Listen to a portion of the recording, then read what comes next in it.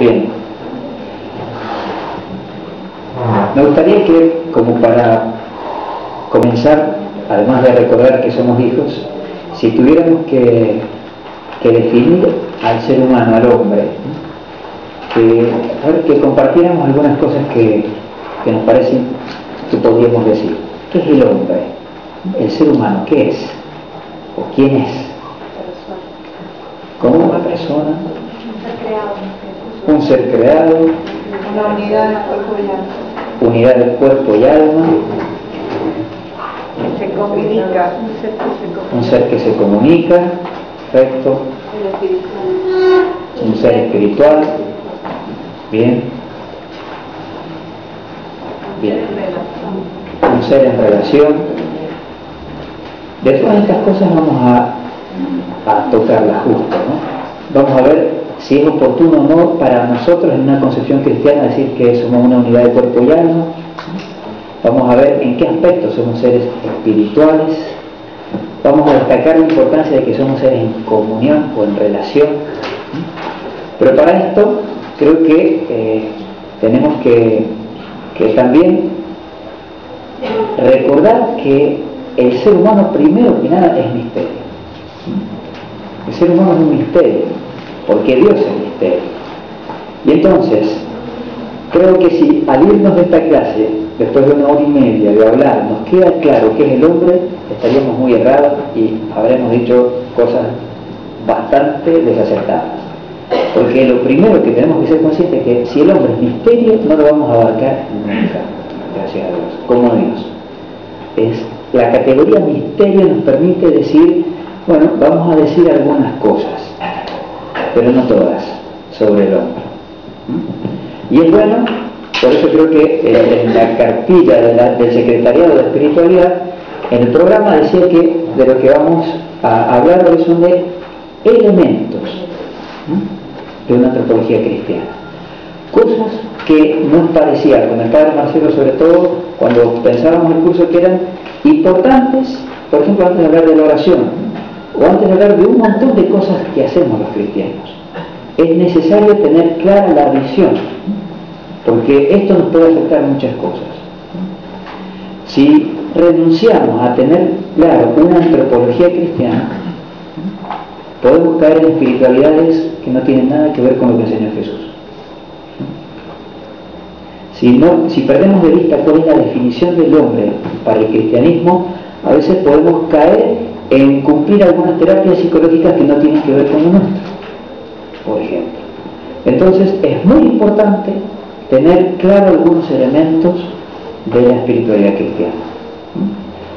Por eso, si el hombre es misterio, vamos a tratar de rodearlo. ¿Alguno sabe qué significa justamente experimentar o tener experiencia de Dios? Cuando alguien tiene experiencia de Dios, la palabra experimentar o experiencia es una palabra griega. ¿Alguien sabe qué significa? Bueno, o sea, rodeado. Perfecto. Es como un rodeo. El que tiene experiencia de Dios lo rodea un poco, o sea, como mirando de distintos puntos, porque es imposible abarcarlo todo. Creo que vamos a tratar de eso hoy, de rodear un poco al hombre desde distintos aspectos, al menos desde 3 miradas. Es como que en dar una vuelta sobre el hombre nos vamos a detener 3 veces. La primera va a ser una mirada desde lo bíblico y vamos a rescatar algunas cosas bíblicas, partiendo de algunas citas, porque en realidad tendríamos que tomar toda la Biblia. Toda la Biblia nos va a hablar del misterio de Dios y del misterio del hombre. Pero vamos a destacar simplemente 3 citas, que recuerdo que las daba una profesora de la Facultad de Gregoriana, Nuria Calduch. No sé si alguno la ha escuchado nombrar, pero que era compañera de la hermana María del Carmen Oro, que nos va a dar uno de los próximos talleres. Pero tomar algunos elementos, porque en 1 hora y media no vamos a alcanzar sino esto a rescatar algunas cosas claves de lo bíblico. La segunda parada en dar la vuelta en torno al hombre va a ser una mirada desde un resumen, más que resumen, un esquema de esos que son un poco grandes y que saben mucho, y cuando deciden hacer un resumen dicen las cosas esenciales. Quizás no es fácil de comprensión, pero es una mirada histórico, filosófico y teológica que hace el padre Thomas Spirlich, que son las fotocopias que tienen ustedes allí. Va a ser imposible que lo veamos todo el apunte que les dimos, pero creo que algunas cosas son muy importantes, sobre todo el punto de partida. Me parece que nos va a venir muy bien. Después, el resto lo va a poder seguir leyendo, el que quiera, y se va a ir con un montón de dudas, pero bueno, mejor. Y la última parada que vamos a hacer, entonces la primera es bíblica, desde una perspectiva bíblica. ¿Qué vamos a rescatar del hombre? Lo segundo, desde una perspectiva más histórico, teológica y filosófica. Y lo último, la última parada más psicoespiritual, es decir, que sea un poco más existencial y que creo que también allí convergen un poco las anteriores. Es decir, las tres son importantes. La primera es el punto de partida para una antropología bíblica, y las otras fruto de la reflexión a lo largo de la historia, y la última una mirada más actual, desde esta integración o esta necesidad de interdisciplinariedad entre lo psicológico y lo espiritual. Elementos, nada más que eso es lo que vamos a poder alcanzar, pero ojalá nos sirva a todos. Empezamos a rodear, a hacer el círculo sobre el hombre y la primera parada. Estos elementos desde la perspectiva bíblica. Creo que todavía no reciben, si les pueden repartir. Esto va a ser como una ficha para que ustedes puedan tomar nota de las notas más importantes desde lo bíblico. Nos vamos a entender en un texto del Génesis, en el Evangelio y en una de las cartas del Nuevo Testamento. Obvio, el Génesis tiene mucho para aportarnos. Tendríamos que leer todo el capítulo 1 y el capítulo 2, pero va a ser imposible que lo leamos. Yo voy a apelar un poco a la memoria de ustedes.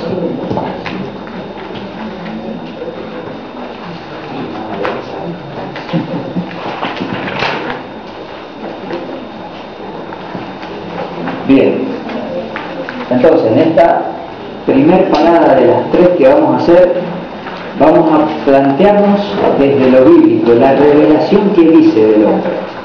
Y ya hemos visto algo, lo de la versión, que somos hijos. Pero el Génesis dice otras cosas interesantes también.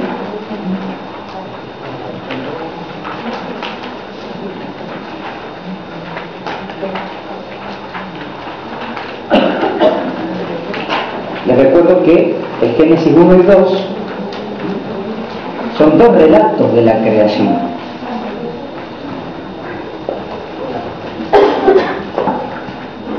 Uno es la creación en torno a los 6 días que al sexto día Dios crea al hombre, y el otro relato de la creación es aquel que dice cómo Dios toma un poco de barro, modela al hombre, después de modelar al hombre, sopla su espíritu sobre él, y este es un texto clave, que nos permite decir algunas cosas importantísimas sobre el ser humano. Pero ustedes tengan presente esto. Como les decía, necesitaríamos leerlo de nuevo. Yo simplemente apelo a que todos tenemos memoria de estos textos y leemos solamente una pequeña página. Creó pues Dios al ser humano a imagen suya. A imagen de Dios le creó. Macho y hembra los creó. Esto lo dice a terminar uno de los días, el sexto día de la creación. Mirando este versículo, ¿qué podemos decir a simple vista? ¿Qué es el hombre? Imagen de Dios. En esto ya nos dicen muchísimo. El hombre es imagen del Creador. Y aquí, ¿en qué aspecto fundamentalmente la Iglesia nos invita a ver que somos imagen de Dios? Que Dios se parece a nosotros, así narigón como el Padre Santiago, Claro, como el padre Marcelo, ¿no?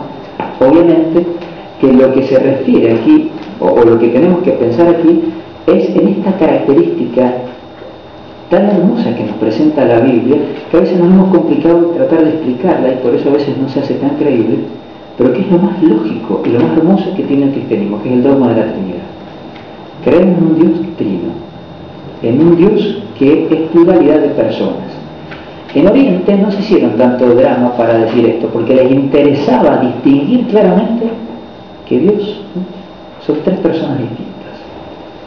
En Occidente nos hemos preocupado por dejar claro que es uno, y entonces, bueno, en esta explicación se evitó de disfrutar lo que es creer en un Dios trino. Pero creo que tenemos que aprender de Oriente esto, a disfrutar el Dios en el que creemos, porque como ya rescataba Agustín, era lógico que Dios fuera trino, porque Dios es amor. Y si es amor, no puede ser uno, porque sería egoísmo. Y Dios no es egoísta, es amor. Necesariamente tiene que ser entrega y donación de uno a otro. Y no cerrado en dos, sino tres. Si Dios es amor, es lógico que sea trino. Entonces, en esta característica que Dios es, al decir que el hombre es imagen de Dios, rescatamos esto, que el hombre es un ser en relación, que el hombre es un ser que necesariamente tiene que salir de sí. Por eso decimos esto, en estos elementos de antropología necesitamos tener claro que en esto somos imagen de Dios, en esta capacidad de salir al encuentro de otro. Esto es ser imagen de Dios. No es algo estático, sino totalmente, absolutamente dinámico. Eso es lo primero. E inmediatamente después de esto, este Dios que es trino y que no, o sea, el que decidió un día salir a crear el mundo y al hombre y relacionarse con este hombre, porque el Génesis nos dice eso, que desde que creó el mundo Dios le habló al hombre. Y solo le habló al hombre, no le habló a las plantas, como algunas señoras para que crezcan mucho. Dios solamente le habló al hombre, porque el único interlocutor de Dios es el hombre, porque es el único que es imagen de Dios en este aspecto. ¿Se dan cuenta? En su salida, en su ser capaz de relacionarse, de buscar al otro o a otro. El hombre entonces es el partner de Dios, el compañero de Dios. Nosotros tenemos en la Biblia esta característica tan hermosa que es la de la amistad. El hombre es amigo de Dios, que Jesús lo dejó claro en el capítulo 15 de Juan, pero que en realidad los judíos también lo vivían así. Hay una película hermosa, bueno, se me fue ahora el nombre, pero que salen judíos y que cuando le preguntan, ¿pero quién es Dios? Uno que no creía tanto. Dios es mi amigo. O sea, es el amigo del hombre. Ese es el Dios en el que creemos. En esta clave, porque es el único capaz de responderle a sus palabras, el único interlocutor suyo.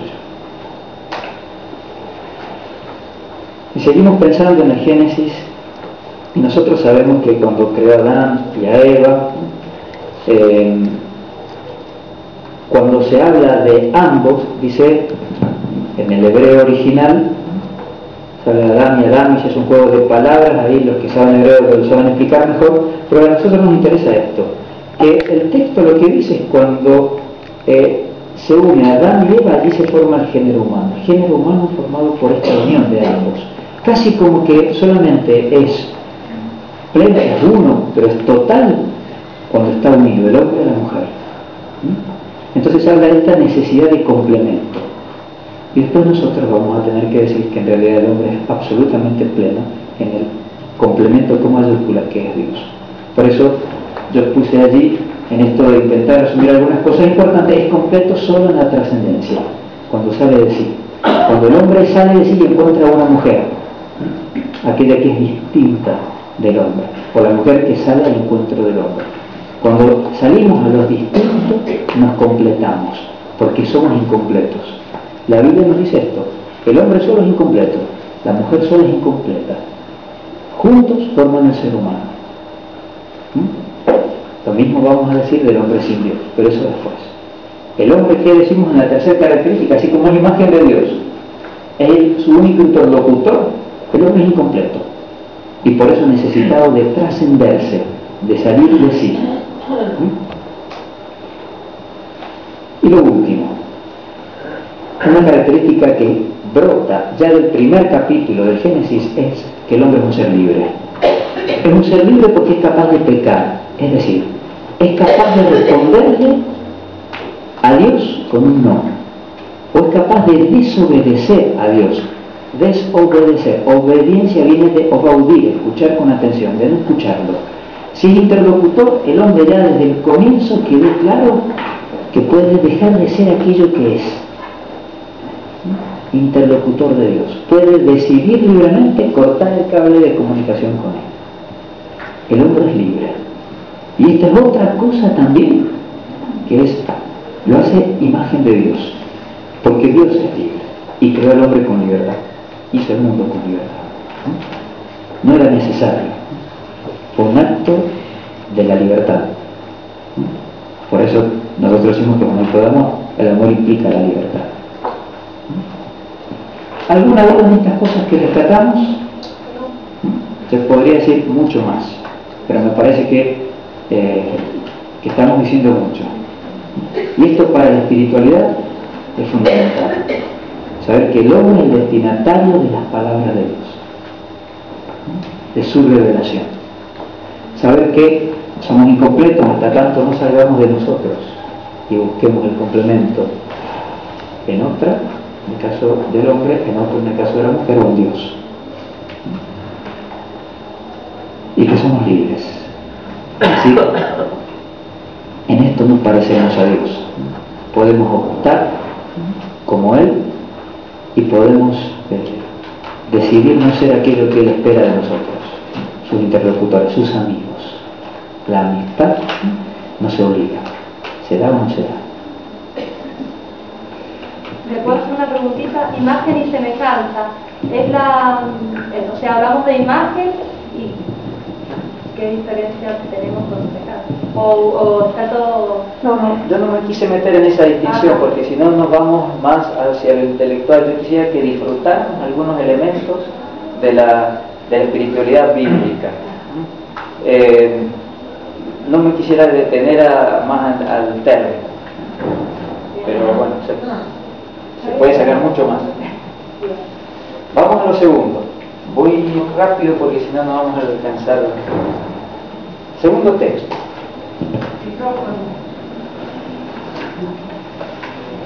Jesús le respondió: si alguno me ama, guardará mi palabra, y mi Padre le amará, y vendremos a Él y haremos morada en Él. Teniendo presente todo esto anterior que ya hablaba del Génesis, uno lo escucha a Jesús decir esto y entonces lo primero que tiene que hacer es maravillarse por lo que somos capaces de. Dice Jesús: si alguno me ama, guardará mi palabra. Aquí está esto de interlocutor, esto de... y mi Padre lo amará. Como que el amor tiene que ver con esta capacidad de recibir allí en el rincón más hondo a Dios. Por algo dice un texto de Pablo que la palabra de Dios es como una espada de doble filo, que penetra lo más profundo, es decir, que es capaz de llegar a lo más hondo del ser humano. Cuando un ser humano guarda la palabra en lo más profundo, el Padre lo ama de esta manera, haciendo morada en Él. Es decir, que este texto de Jesús nos recuerda que el hombre es capaz de Dios, es capaz de ser habitado por Dios. Es como que tiene un lugar el hombre que Dios mismo se reservó para estar en Él, para ser morada en Él.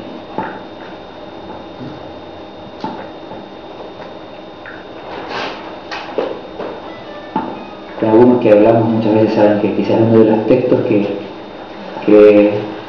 más comparto, porque quizás es uno de los que más disfruto. Esto es un texto para disfrutar, esta posibilidad de que nos recuerda lo esencial, que Dios está con nosotros siempre, ¿no? Y en un lugar disfruta estar más, en el profundo del corazón, ¿no? En el centro del ser humano. Bien, de este texto entonces destacamos esto: el hombre puede alojar a Dios, lo que significa poder estar en comunión con Él.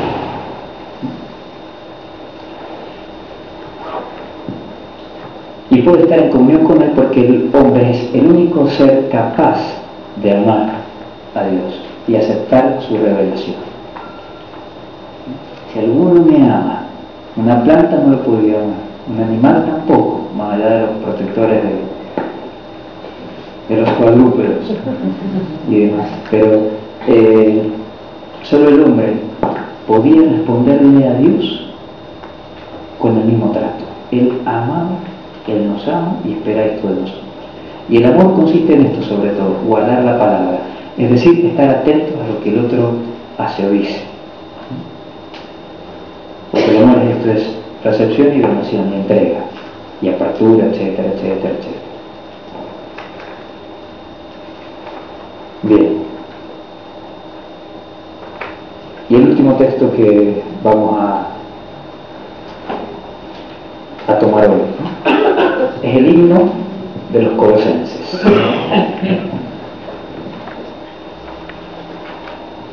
Él es imagen de Dios invisible, primogénito de toda la creación, porque en Él fueron creadas todas las cosas, en los cielos y en la tierra, las visibles y las invisibles, los tronos, las dominaciones, los principados, las potestades. Todo fue creado por Él y para Él. Todo fue creado por Él y para Él.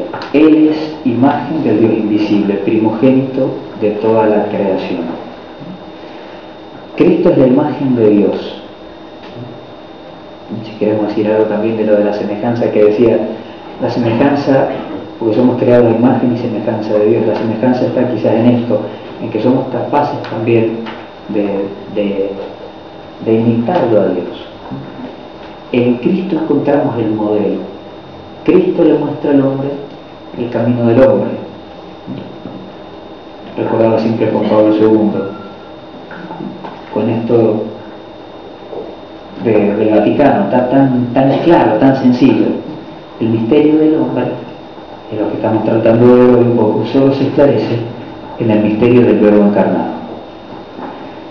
Quien quiera conocer al hombre tiene que mirarlo a Jesús. Es esto lo que está diciendo Pablo, porque Él es la imagen del Dios invisible. En Él encuentra todo sentido, porque por Él fueron creadas todas las cosas. El sentido de la vida, el sentido de la vida del hombre está en Cristo. Él recuerda cuál es el por qué estamos aquí.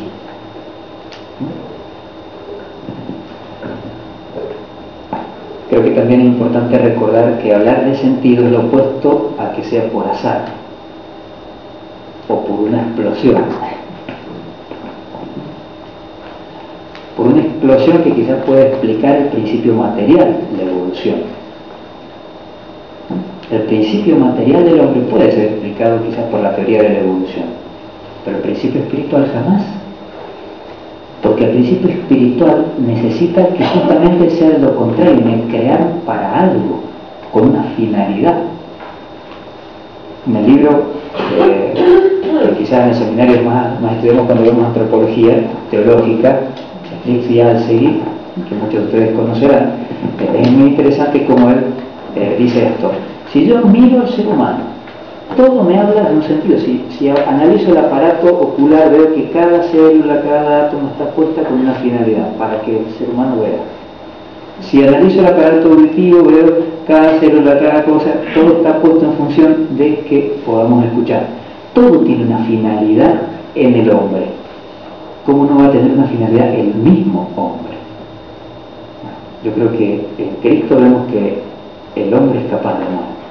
La finalidad es el amor también. Recibir el que Dios nos da y recordar que estamos para hacer esto también. La semejanza, podríamos decir entonces, está allí también. Esto que podemos imitar aquel que nos revela cuánto podemos amar o cuán alto podemos llegar a parecernos al mismo Dios. Él es aquel que encuentra, el hombre es aquel que encuentra en Cristo su modelo y su sentido. ¿Sí? Muchísimo más también lo que se puede sacar de esta cita de Colosenses, pero destacamos esto. ¿Sí? Bien. ¿Alguna duda de esto? Así pasamos a la segunda parada en este rodear del misterio del hombre. Hemos terminado justo y media. Primer media hora de cada lo vivo. ¿Alguna duda? Bien.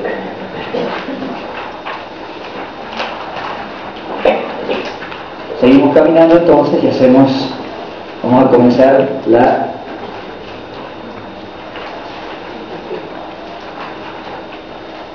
segunda parada.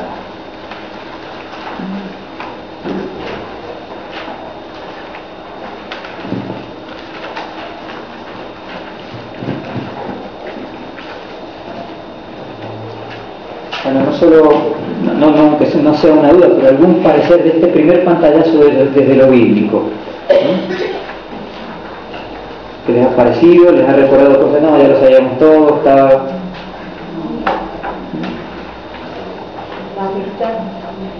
La mitad destacarían. ¿Alguno destacaría otra cosa de lo visto hasta ahora? El hombre es capaz de Dios, me parece importante. El hombre es capaz de Dios. A mí me hizo recordar un salmo que dice que dice el hombre, Salmo 8, para que te acuerdes de él. Para que te acuerdes de él, cerquita de los ángeles, ¿no? Digamos, poco inferior a los ángeles hemos sido creados, ¿no? Con tanto perfección, ¿no? Sí. A los ojos de Dios. Y quizás con eso llamamos bien, a los ángeles no se les dice que son amigos de nosotros y podemos llegar a ser. Muy bien. El amor de Dios y corresponder al amor. El único que es capaz, el hombre es capaz de corresponder al amor. Y la libertad. Toda la libertad. Perfecto. Bien. Bueno. Vamos entonces en esta búsqueda de elementos de la antropología cristiana a esta perspectiva histórico, teológica y filosófica. Acá se va a complicar un poquito, pero bueno, es bueno, por lo que les decía, si esto es misterio, la cosa no es tan sencilla. La Biblia nos revela estas cosas sencillas, pero grandes y hermosas, pero que sabemos que son para nosotros los que creemos, pero que estamos invitados a llevarlo a un mundo que no siempre cree. Y entonces tenemos que tratar de explicarlo de alguna manera. De alguna manera, porque no es fácil esto. Yo pensaba, en el mundo de hoy, en realidad todos decimos que hay muchos ateos. Yo no creo que haya muchos ateos que no crean en Dios. Yo creo que la mayoría de la gente hoy cree que existe, pero es más agnóstica, porque cree que no se puede comunicar con el hombre. Entonces, en este mundo que cree que Dios no se comunica con el hombre, y nos pasa a diario, y a veces creo que no solo lo escuchamos nosotros, sino que sufrimos esta duda. Hace unos días, confesando a un chico de la parroquia, no era confesando, era charlando, me decía, pero hasta se puso a llorar, ¿no? Un chico grande en la facultad, y decía, no entiendo a Dios, no entiendo cómo interviene en mi vida, no entiendo cómo interviene porque me ve que estoy sufriendo y no sé nada. Entonces estamos creyendo en este Dios que es amigo del hombre, pero que a veces parece que se fue a buscar a otros amigos, qué sé yo. Y esto es lo que en esta salida, en este escuchar lo que Dios hace, también tenemos que ser realistas y ver lo que les pasa a otros en su relación con Dios o lo que nos pasa a nosotros en la relación con Dios. Esto tiene que ser probado en nuestra vida para entender qué tipo de amigo es, porque evidentemente un compinche que va a hacer todo lo que yo quiera no es, pero sí es amigo. Pero en esta salida, en este llevar el cristianismo al mundo, se da esta necesidad de presentarlo, ¿no? A veces desde lo filosófico, porque hay gente que piensa mucho y se interroga veces más desde lo teológico, porque hay gente que profundiza más la palabra y dice, bueno, sí, vale, pero esto, ¿por qué? O con la simpleza y la sinceridad de este chico de la parroquia. Pero lo cierto es esto, la revelación, Dios dio su palabra y el hombre, por ser libre, algunos la aceptaron, otros no tanto. Algunos reconocieron sus dudas y otros no. Pero se van dando esas dificultades y esta necesidad de profundizar el misterio de lo que somos y de lo que es Dios, y del misterio que es nuestra relación con Él. La Iglesia, en esto, y sobre todo los primeros padres de la Iglesia, tuvieron esta responsabilidad de llevarla a un mundo que estaba en otra y que estaba dominado por la cultura griega. Y si iban los cristianos al mundo griego y le preguntaban qué es el hombre, ¿qué le respondían? Es un animal racional dotado de cuerpo y alma. Y ahí se empezaron a armar los líos. Se empezaron a armar los líos y vamos a ver por qué. Este texto de este sacerdote jesuita, que es de Europa del Este, es decir, con una impronta mucho más desde el cristianismo de Oriente, desde el cristianismo ortodoxo, hizo esta síntesis hermosísima de antropología. Hermosísima pero difícil. Que quisiera simplemente que leamos la primera parte y tomar algunos elementos de esa primera parte. Vamos a hacer de la siguiente manera, así espontáneamente, de a uno vamos a ir leyendo estos tres párrafos. Si quiere alguno comenzar, entonces esta es la visión más desde lo histórico, teológico o filosófico. Espontáneamente, ¿quiere comenzar? La antropología cristiana distingue desde el principio dos niveles diferentes de la persona humana.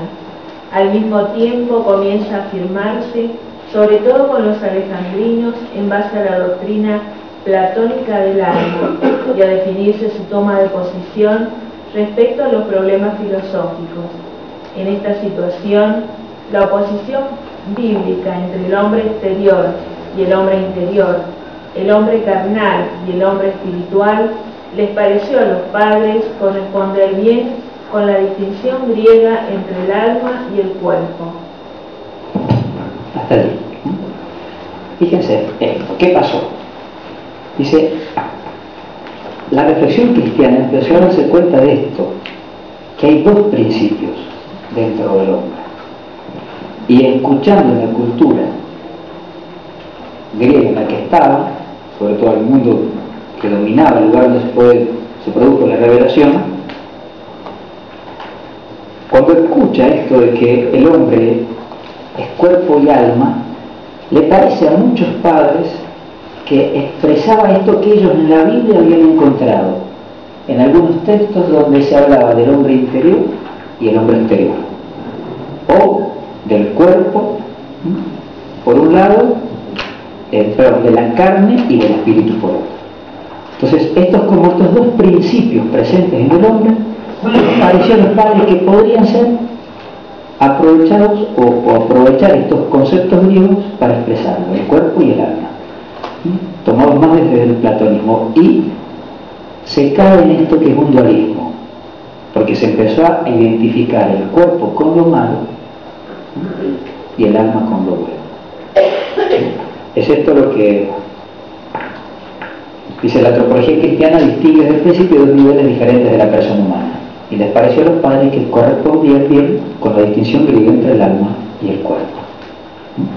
Fíjense, estos dos principios, pero el hombre exterior correspondía al cuerpo, el hombre interior al alma, el hombre carnal y el hombre espiritual. Segundo párrafo, si alguien lo quiere seguir leyendo. ¿Hasta ahí se entiende el planteo? Es verdad que los ortodoxos insisten siempre en la unidad del alma y el cuerpo. El hombre entero es una sustancia y por otra parte el alma existe ya por sí misma y anima al cuerpo que tiene su consistencia fuera de ella. Es necesario admitir que los esfuerzos de los antiguos padres por hacer inteligible la unidad del alma y del cuerpo no permiten, desde el punto de vista especulativo, captar esta unidad en su esencia. El problema más tarde será más fácil para los autores escolásticos que consideran el alma como la forma de un ser viviente orgánico. Bien. En esto que les pareció a los padres, los ortodoxos insistieron siempre que había unidad. Entre el cuerpo y el alma había unidad. Esto lo insistieron. Pero cuando lo iban a explicar, o en los textos donde trataban de explicarlo, como que los padres no alcanzan a ser inteligible esta unidad del alma y del cuerpo. Desde lo especulativo, desde lo racional, ellos tenían claro que el alma y el cuerpo tenían que estar unidos, que la concepción bíblica en esto los invitaba a eso, pero a la hora de explicarlo no quedaba tan claro. ¿Sí? Dice que los escolásticos no tuvieron problemas, sobre todo con Santo Tomás, pero eso ya es bastante más adelante, porque sobre todo Santo Tomás hablaba de que el alma era la forma, el cuerpo ya de toda la concepción más aristotélico, de Aristóteles que de Platón, pero en dos palabras podríamos decir esto. Ellos, los escolásticos, sobre todo Santo Tomás, hablaba de un cuerpo animado o de un alma corpórea. ¿Sí? O sea, ahí se quedaba mucho más clara esta unidad, y es un poco lo que se refiere el autor con eso de que los autores escolásticos les fue más fácil explicar. Pero a los padres esto no, es decir, al principio. Estamos hablando de la antigua, varios cientos de años, que trataron de dar esta vuelta por el misterio del hombre. El último párrafo que leemos. Perdón, este segundo, ¿se entendió? Sí.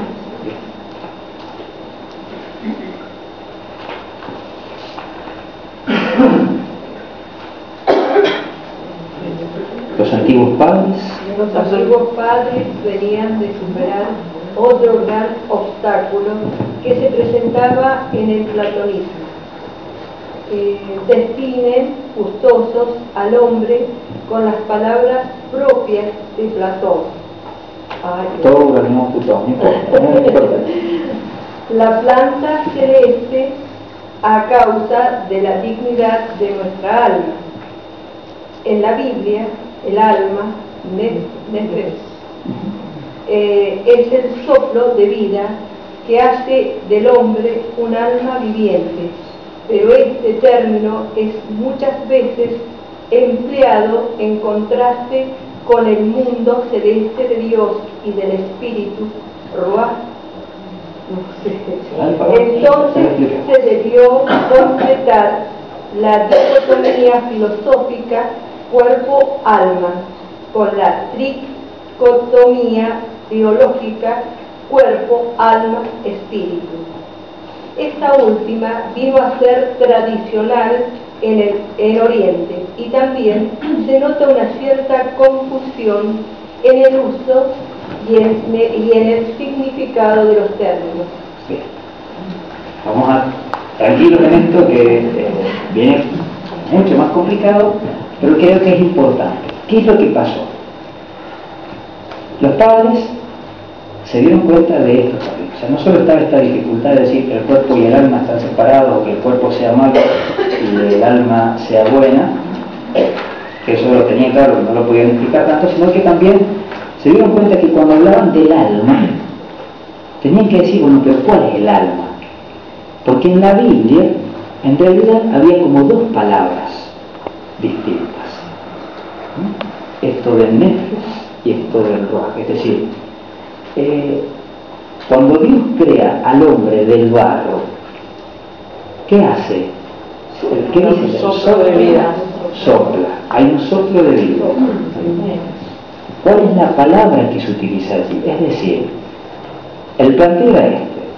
Cuando Dios sopla, ¿le sopla el alma o le sopla algo distinto al alma? Ese era un poco el planteo de ellos.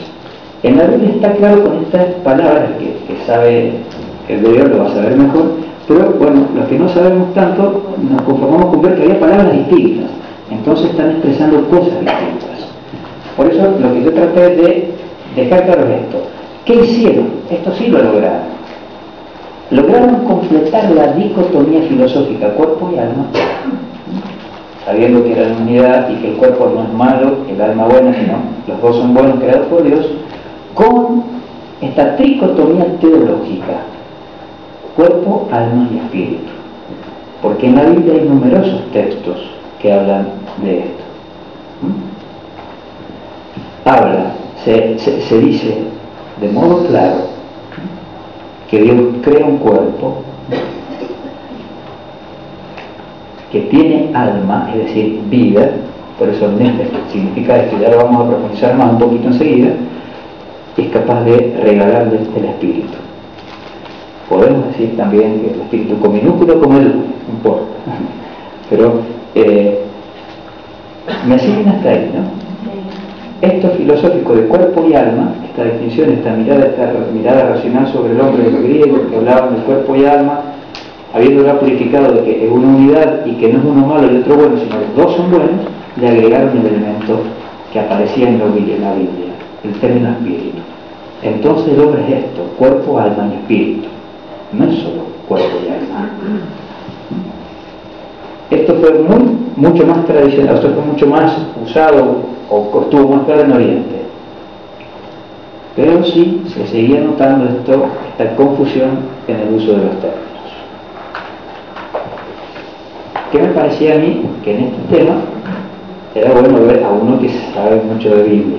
Y hay un diccionario, que es un vocabulario de teología bíblica muy conocido también, muy tradicional, por nosotros, que lo explicó de manera clara para mí. Podemos seguir una lectura con esta explicación que hace este vocabulario de teología bíblica de León. En ese apartado donde trata de explicar el alma y el principio de vida, fíjense lo que dice, es decir, tratando de comentar esto de el nefes o el alma. Dice, si bien el alma es el signo de la vida, sin embargo no es su fuente. Y esta es todavía una segunda diferencia que separa profundamente la mentalidad semítica y la platónica. Es decir, si Dios sopla, o sea, si Dios le regala la vida al hombre, esa vida, ese nefes, no es la fuente de la vida. No es el manantial de donde brota la vida, que es el espíritu, podríamos decir. El alma es como, la mejor manera de decirlo es estos signos de vida que tiene el ser humano. Pero estos signos de vida naturales, podríamos decir. Pero bueno, dejemos que primero leamos y después comentemos. Primero escuchen lo que sabe y después charlamos nosotros. Para la mentalidad platónica, el alma se identifica con el espíritu, cuya emanación es, en cierto modo, y confiere al hombre una verdadera autonomía. En cambio, para los semitas, para los judíos, para la Biblia, no el alma, sino Dios es por su espíritu la fuente de la vida. Y ahí está el texto. Dios le inspiró en el rostro aliento. La palabra ahí es Nesamah, no sé cómo se pronuncia, de vida. Y fue así como el hombre, fue así el hombre alma, nefes, viviente. Veamos claro que son dos términos distintos. El soplo de Dios, de la consecuencia del soplo de Dios en el lugar. La vida de la fuente de la vida. Esta es la distinción que hace el autor. Y acá rescata el Salmo 104. Si le quitas el espíritu, muere y vuelve al polvo. Si mandas tu espíritu, se recrea. Es decir, en la Biblia, en muchos textos, se ve esta realidad, esta tricotomía, podríamos decir, de cuerpo, alma y espíritu, asociándose más el espíritu a esta fuente de la vida que es Dios, y al alma la consecuencia del soplo de Dios en la vida. en la vida o en el cuerpo.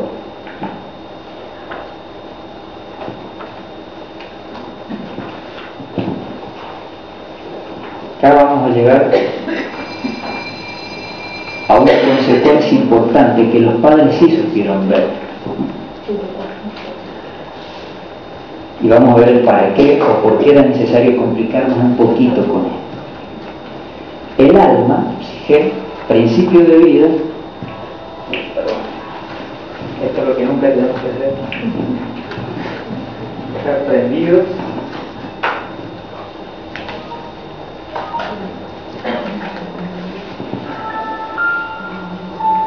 Bien,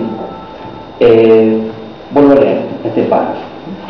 El alma, psique, principio de vida, y el espíritu, neuma, que es su fuente, se distinguen así el uno del otro en lo más íntimo del ser humano, allí donde solo la palabra de Dios puede tener acceso. Con una transposición al orden cristiano, la distinción permitiría hablar de hombres psíquicos sin espíritu, psique, y de hombres neumáticos, o neumáticos, con el neuma. Una cosa es la psique, y otra cosa es el neuma. Una cosa es el alma y otra el espíritu. En la Biblia está muy claro.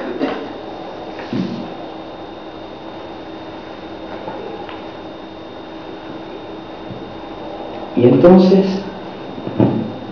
ya se ve claro en algunos textos también del Nuevo Testamento como esta distinción de hombres, de seres humanos, de personas. Por ejemplo, en la primera de Corintios se habla, dice, el hombre natural no capta las cosas del Espíritu de Dios, son necedad para él. Y un poquito termina, dice, en cambio el hombre de espíritu lo juzga todo y a él nadie puede juzgar. Más allá del contenido, lo importante acá es esto justamente. Fíjense cómo el hombre natural, se habla de un hombre natural, es decir, un hombre vivo, con psique, con el nefesh, pero se puede decir sin el neuma, sin el espíritu de Dios. El hombre natural distinto al hombre neumáticos. A mí me parecía que quizás en esto nos puede quedar quizás esto gracioso, pero más claro, ¿no? No es lo mismo estas ruedas sin aire que aquellas que tienen aire. De ahí viene el neumático, que es el que está lleno de aire. El hombre neumáticos no rueda la vida del mismo modo que el hombre psíquico. Hay una distinción. Lo natural es maestro. El hombre es cuerpo, alma y espíritu. Puede caminar sin el espíritu, pero le falta algo. En la Biblia esto es lo que se está expresando. El hombre neumáticos es el que está lleno del espíritu, del ruach de Dios. Es aquel habitado por él. ¿Sí?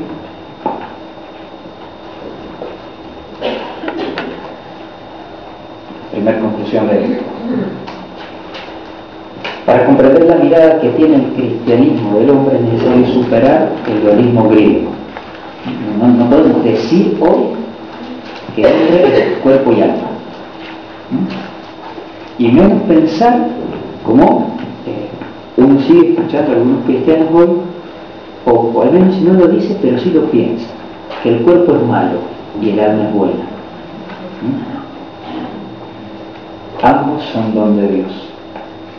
Pero es necesario hablar también de cómo, ya que somos capaces de Dios, de recordar que ya los padres encontraron esta, más que este dualismo griego, completarlo con esta tricotomía teológica: cuerpo, alma y espíritu.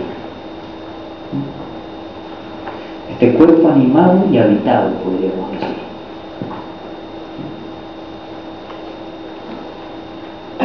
Porque el alma es vida,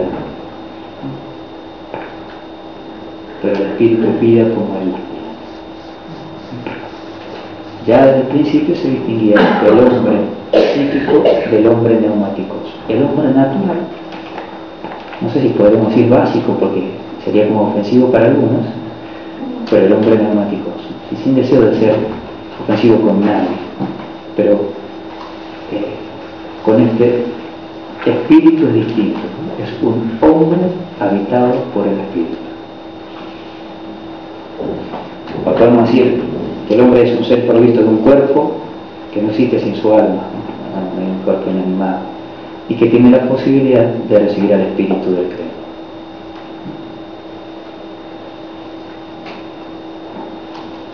Bien. En esta tercera parada, más desde estas primeras reflexiones que se hicieron, el artículo sigue y es extenso. Algunos se pueden entretener, algunos que tengan más conocimiento lo van a disfrutar mucho. A mí me parecía que para compartir hoy acá, esto primero nos evita esto. Primero salir del dualismo. Ya no pueden haber cristianos que siguen diciendo esto, porque no es bíblico, no es teología bíblico, no es cristiano. No es cristiano creer que el cuerpo es malo y el alma es buena. Bien, ¿alguna palabra sobre esto?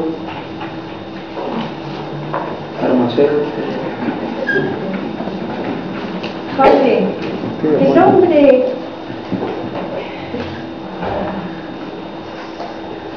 es en potencia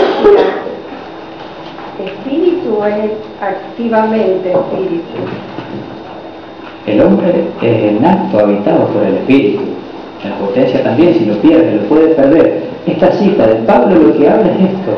Está el hombre natural y el hombre espiritual. El hombre psíquico y el hombre neumáticos. Pero se puede dejar de ser hombre neumáticos. Porque el hombre sigue siendo libre. Tenemos todas las otras características del hombre. Pero el hombre del carrito sigue siendo en potencia espíritu. Sí, siempre. Sí. Tenemos la posibilidad de la apertura después a Dios. Si en esta concepción sigue primera, podemos decir que sí, absolutamente. ¿El espíritu no pertenece al hombre entonces? Bien, el alma es propia del hombre, o sea, la vida es propia del... Si existís, tenés cuerpo, alma unificado, un cuerpo animado, un alma corpórea. Pero si aceptás, si crees en libertad, recibís ese espíritu.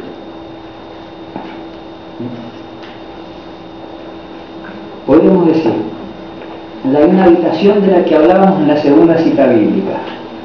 Si alguien me ama, mi Padre lo amará. No, si alguien me ama, guardará mi palabra. Mi Padre lo amará, vendremos a él y habitaremos en él.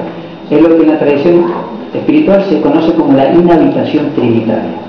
La inhabitación trinitaria es un don para todos, para todo el mundo, para todo ser humano que nace, o solo para el que cree. Para todos. ¿Quién dice que para todos?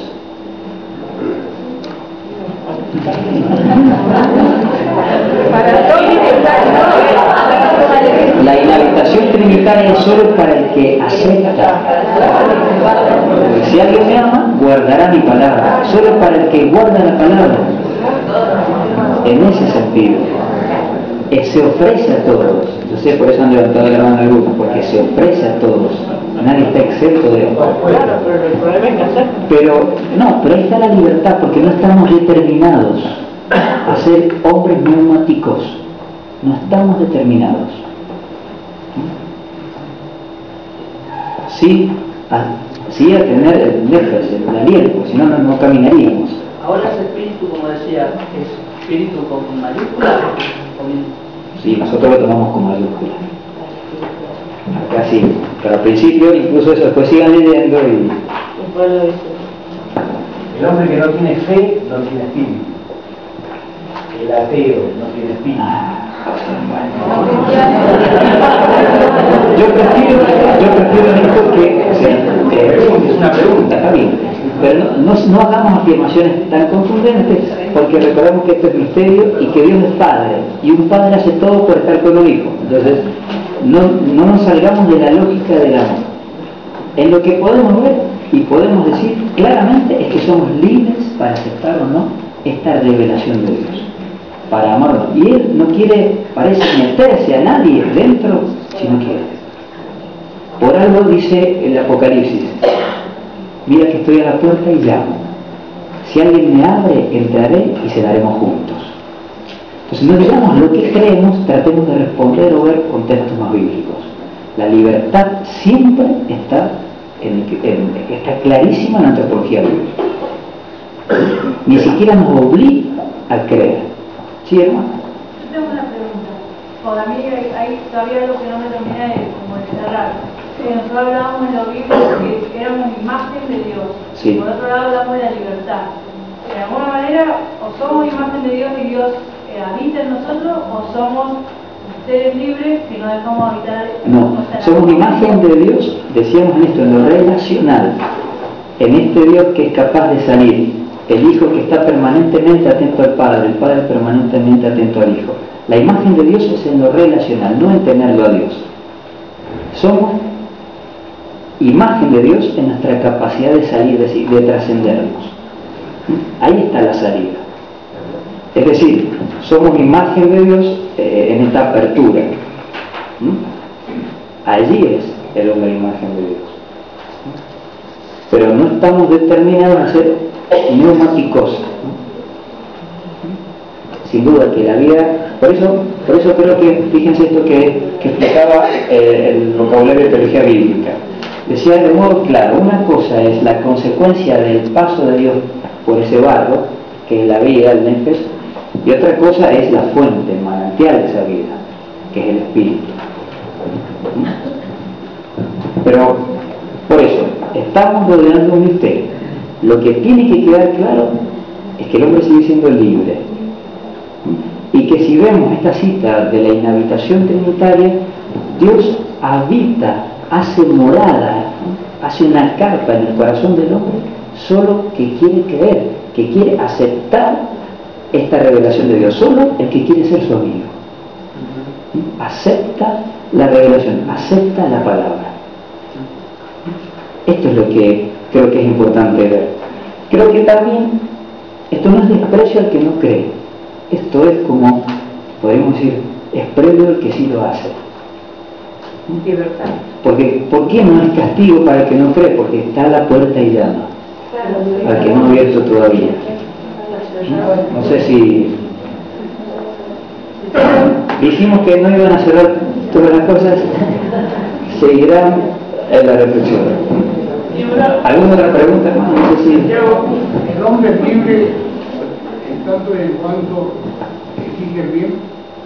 O sea, el hombre es libre para elegir el bien. Dios nos hizo libre para elegir. Seguro, yo le decía, tenga presente, Génesis 1 y 2, el pecado. Dios le dice, no coman de este árbol, comió. Tiene consecuencias. Es libre para elegir el bien o el mal. No estamos determinados. No, por supuesto. Pero para elegir el bien. O el mal. Genio. ¿Cómo Dios conduce la historia del hombre? El hombre conoce a Dios. Perdón, ¿cómo? ¿Cómo decimos que el hombre conduce? Pero que Dios conduce la historia del hombre. Sí. El hombre no acepta la voluntad de Dios, o no está convertido. Nos ha dado La libertad. sociedad de, por ejemplo. ¿Cómo el Señor se la arregla para conducirlo? A veces no sé, yo tampoco.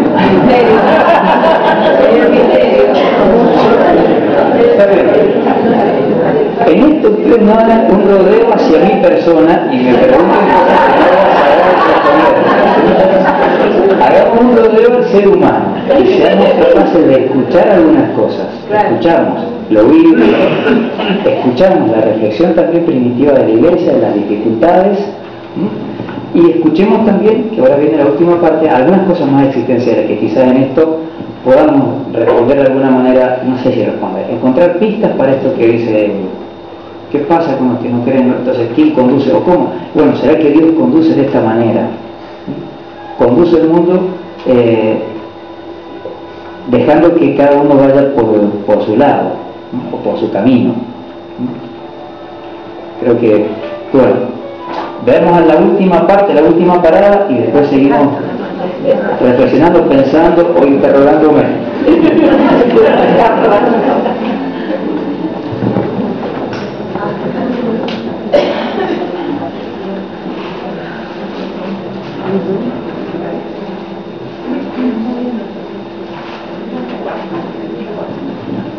Están muy cansados, queda la última media hora.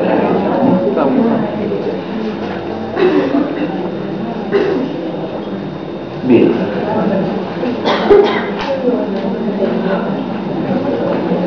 ¿Por qué es importante de distintos puntos de vista? A ver, porque quizás en este misterio a veces lo bíblico dice algunas cosas, ¿no? La reflexión o en la historia se han visto algunas otras. Las culturas también hacen su aporte, porque esto después no es que no sirvió para nada, fue un intento de expresar lo que es el ser humano. A nosotros, en nuestra concepción cristiana, tenemos esto, bueno, sí, pero está unido y no es uno bueno y otro malo, son ambos buenos.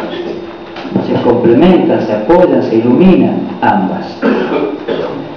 Y lo otro que me pareció importante presentar, quizás es desde un aspecto más psicoespiritual o existencial, desde el oro, quizás con un intento de integración interdisciplinar. Esto es del otro sacerdote jesuita, del padre Rula, que muchos de ustedes también quizás ya lo conocen. A veces al principio, cuando él hizo esta teoría, muchos lo descalificaron, porque bueno, quizás no estaban preparados en la iglesia a recibir algunas cosas de la psicología. Después se ha revisado y se agradece su aporte, que como todo tendrá su límite. Lo que es importantísimo, y creo que es muy bueno, es que fue un diálogo con la psicología, entre espiritualidad y psicología, y una integración, para verlo también desde lo psicológico. Bien, perdón. Aquí el planteo de él es que llegamos a conocer una persona, o la identidad de una persona, la encontramos conociendo sus necesidades y sus valores, es decir, su ideal, su yo actual y su yo ideal. Ahí pueden seguirlo desde la última fotocopia. Ahora, más que mirando acá la pantalla, si miran en el papel va a estar mucho más completo, excepto las conclusiones que no están en el papel, que las vamos a ver después. Pero bueno, decimos esto: si alguien quiere conocer al hombre, o lo bueno de esto es que, como la psicología tiene otro método, no es especulativa como la filosofía, o sea, parte primero de la experiencia, hace experiencia de las personas. Y el método de la psicología, ¿cuál es? Analizar experiencia y sacar estadísticas en base a las experiencias. Tantas personas que tienen tal trauma van a tener tales comportamientos. Analizan experiencias y sacan conclusiones. Contabilizan también. Bueno, la espiritualidad hace lo mismo. Nos ponemos a analizar la experiencia de muchos santos y vemos que todos han rezado. Todos los santos han rezado y todos los santos han tenido gestos de caridad con los hermanos. Sacamos conclusiones a través de las experiencias. Después nos preguntamos, ¿por qué si yo rezo y llevo buenas horas no soy santo? Más misterio. Pero lo concreto es que desde lo psicológico analizamos casos concretos. Y entonces queremos preguntarnos sobre la identidad del hombre. Bueno, busquemos un hombre, un ser humano. Si yo quiero conocer un hombre, decía que tengo que conocer sus ideales y su realidad. ¿Por qué? Y esto ya es importantísimo. Porque muchas veces creemos que lo que nos define es nuestra realidad, nuestro pasado y nuestro presente. Esto es lo que nos hace ponernos un rótulo. Tal tiene un trauma de tal magnitud, de tal tipo.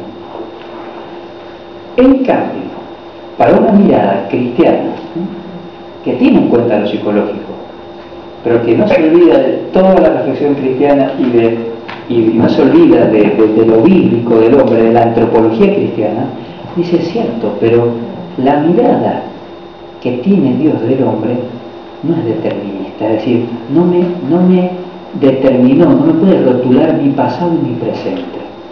También me define hacia dónde voy, también me define hacia dónde camino. No me define solo mi realidad, me define también hacia dónde voy. Y entonces ya nos metemos en una mirada más dinámica.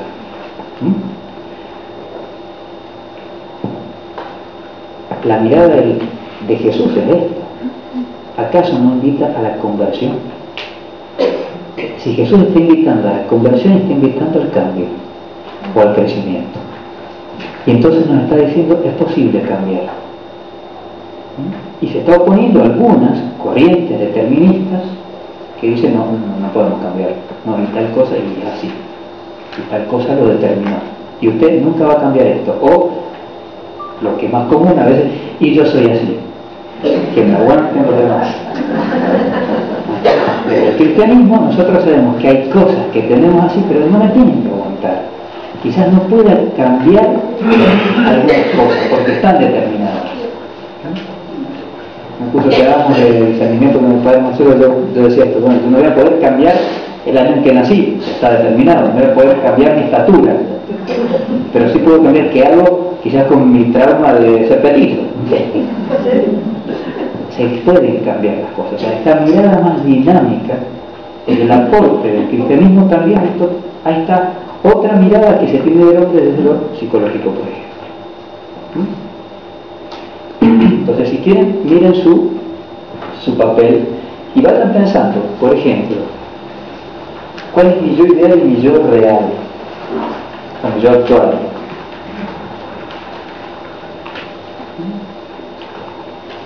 Si alguno quiere compartirlo o no, ¿cuáles son sus ideales?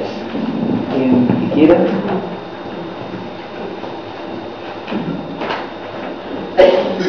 ¿Qué ideales tienen algunos de ustedes?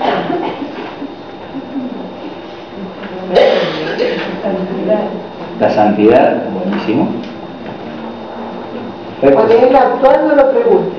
No, a veces cuando si estoy confesando a alguien, le puedo decir fácilmente, decime tu ideal y ya sé quién sos, porque ya me dijo la realidad.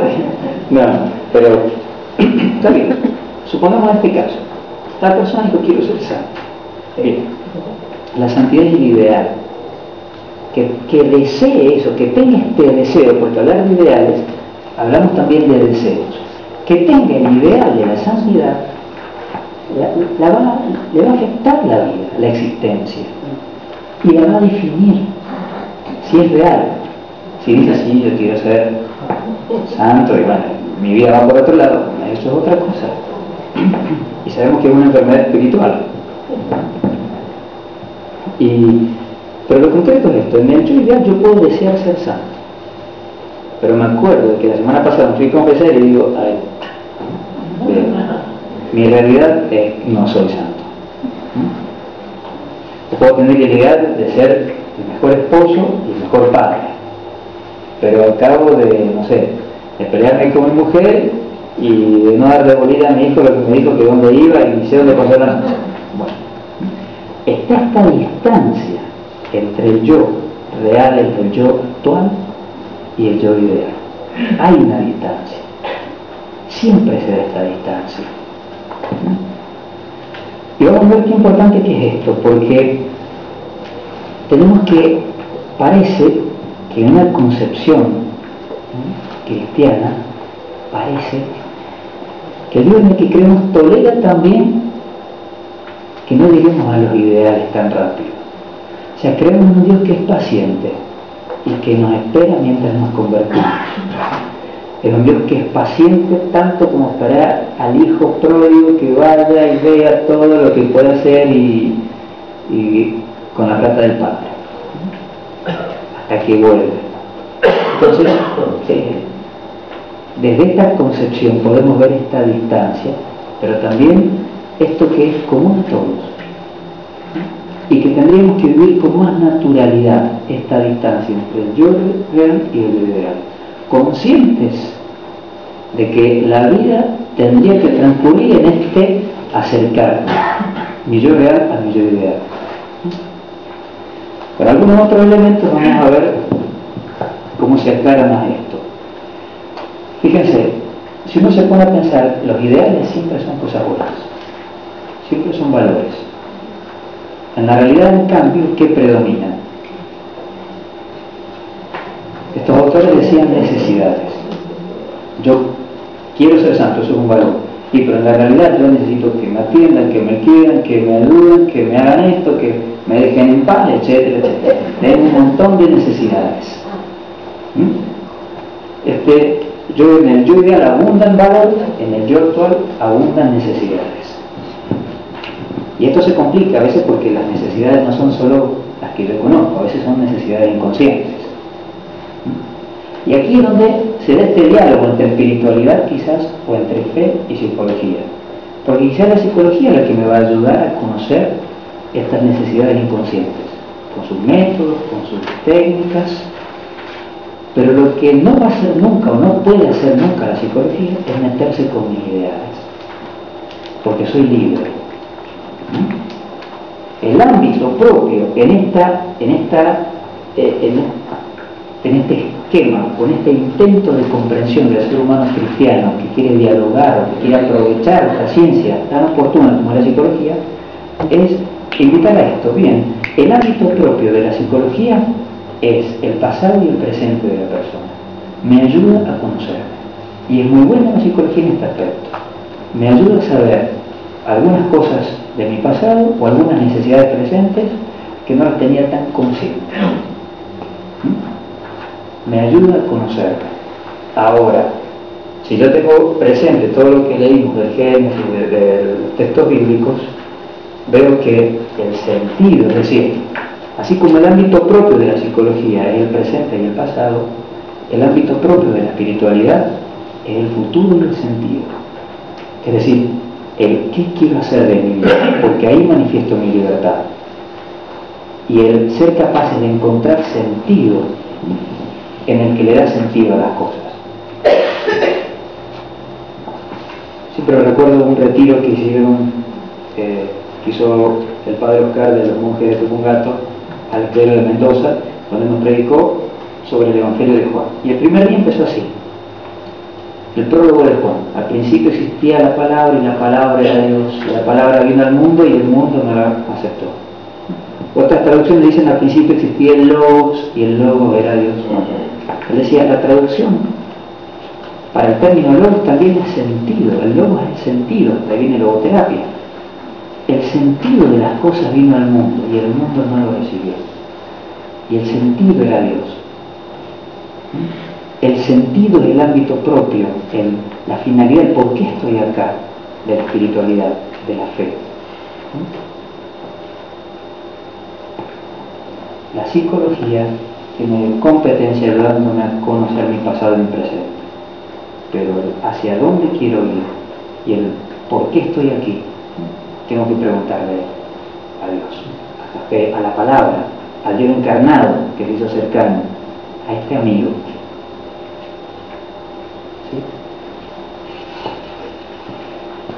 Yo traté de poner ahí en el papel cómo la cultura de hoy, debajo de yo real, de las necesidades, la cultura de hoy aplaude a quien sigue sus necesidades. Ah, ¿necesitas esto? Bueno, hacelo. Haz lo que sentís, nos dicen siempre. Es una cultura que invita a la persona que viva con el yo real y acepte este yo real, casi sin tensiones. No tensionemos a tal persona. O incluso, está bien, es el fin del psicólogo, no le podemos pedir otra cosa, no lo criticamos, pero sí decimos esto. Si un psicólogo dice, bueno, y estás así porque estás muy tensionado, si te enamoraste de otra mujer y estás casado, bueno, andate con esa otra mujer. Un psicólogo o un amigo que diga eso, uno tiene que decir, bueno, ¿acaso la finalidad por la que estoy en el mundo es para vivir sin tensiones? Entonces ven cómo es importante en la antropología. ¿Qué entiendo? ¿Cuál es el sentido del hombre? Que yo esté acá para estar de gran señor y que los demás estén a mi servicio en una sociedad más liberalista.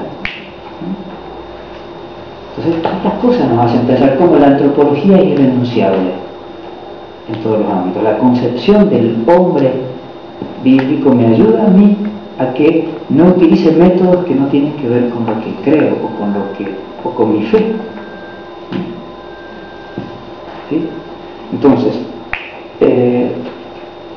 la cultura de hoy aplaude esto y tiene éxito. ¿En qué sentido? En que se logra lo inmediato, que es el placer. Pero nos olvidamos de que, por otro lado, el cuidar los valores, cuidar los ideales, como invita el Evangelio, como invita a Dios, no nos conducen a veces al placer, pero sí nos dan la felicidad.